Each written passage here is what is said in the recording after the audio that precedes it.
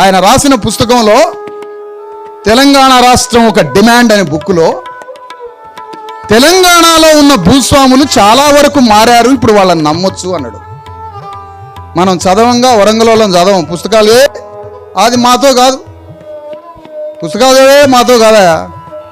అసలు నేను మొదట మీటింగులు పెట్టేటప్పుడు నేను 2-3 గంటలు ఇట్లే ఉపన్యాసం చెప్తుంటే, ఇవన్నీ కాదా, ఎవరిని కొట్టాలో చెప్పు, అది వాడిని కొట్టేస్తాం మేము.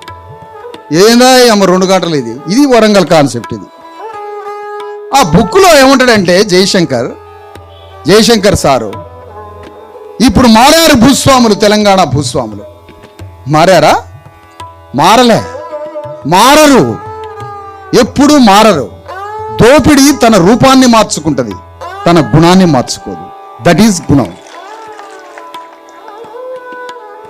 జయశంకర్ ప్రతిపాదించిన తెలంగాణ సిద్ధాంతంలోనే తప్పు ఉన్నది. ఎట్లా? ఒక అడవిలోనట ఒక సింహం అట ఏం చేసిందంటే, తన పక్కనున్న అడవిలో నుంచి ఒక సింహం ఈ అడవిలోకి వచ్చి మొత్తం పీక తింటుందట. ఈ అడవిలో ఉన్న సింహం ఏం చేసిందంటే, పక్కనున్న అడవిలో ఉన్న సింహం మన అడవిలోకి వచ్చిందని సాధు జంతువులన్నింటినీ పోగు చేసిందట. పోగు చేసి మంచిగా శక్తిని కూడగట్టుకొని పక్కన అడవిలో నుంచి వచ్చిన సింహాన్ని ఎలగొట్టిందట. ఇప్పుడు ఈ సింహం ఒక్కటే మిగిలింది. ఇప్పుడు ఈ సింహం పని ఏంటి తెలుసా?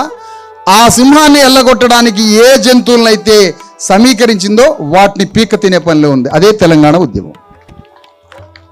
దాదాపు 30 సెకండ్స్లో చెప్పిన అనుకుంటా నేను తెలంగాణ ఉద్యమాన్ని. 30 సెకండ్లో చెప్పేసిన తెలంగాణ ఉద్యమాన్ని.